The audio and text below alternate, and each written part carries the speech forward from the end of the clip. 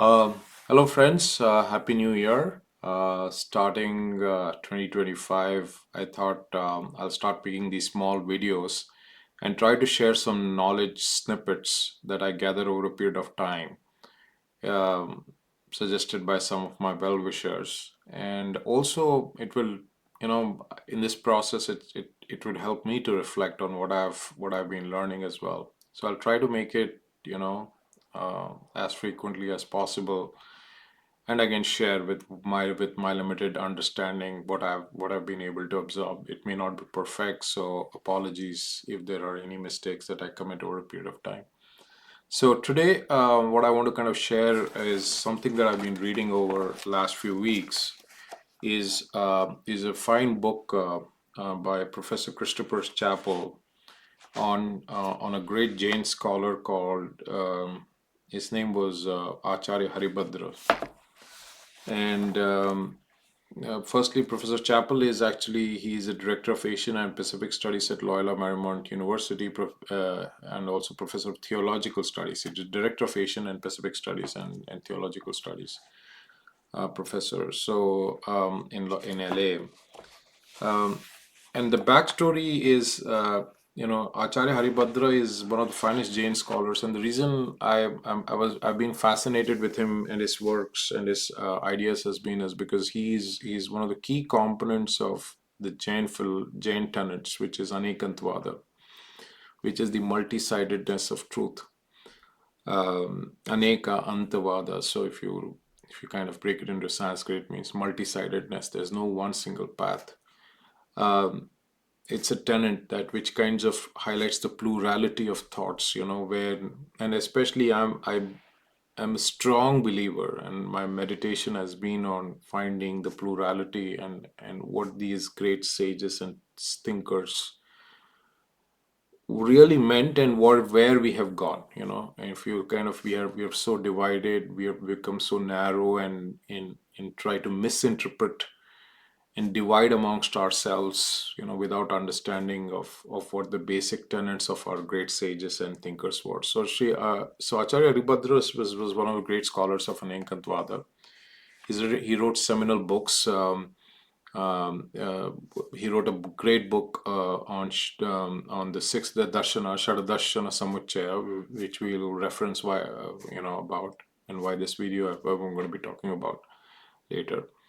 And he also wrote on the comparative aspects of the yoga, in Yoga Drishti Samuchaya. So this particular book is actually a translation of Yoga Drishti Samuchaya, where he kind of saw the best amongst all the yogas and assimilated them. And he kind of talks about not to dismiss, criticize the other aspects. Look at the best amongst all.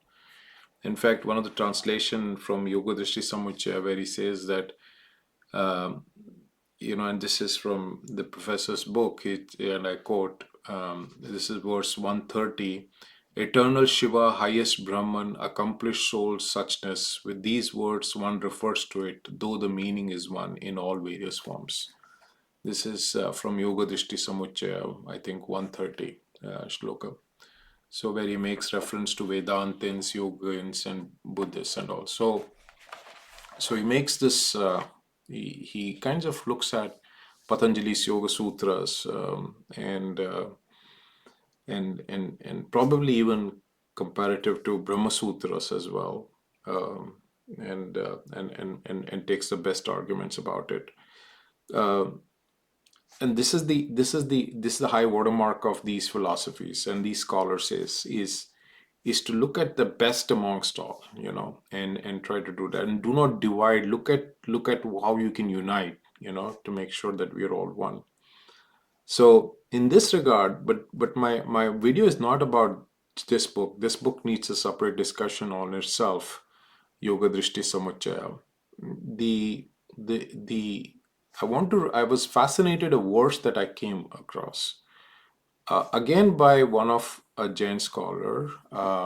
His name is Acharya Gunaratna Suri, who wrote commentaries on Acharya Haribhadra, I think in the 14th and 15th century.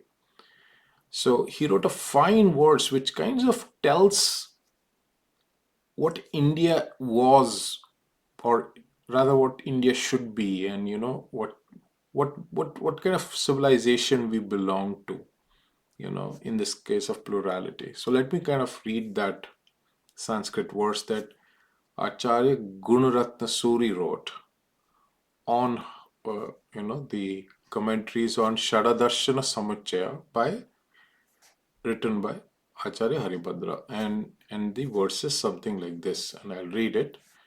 Shrotavyo Saugato Dharmam. That means you should listen to Buddhism.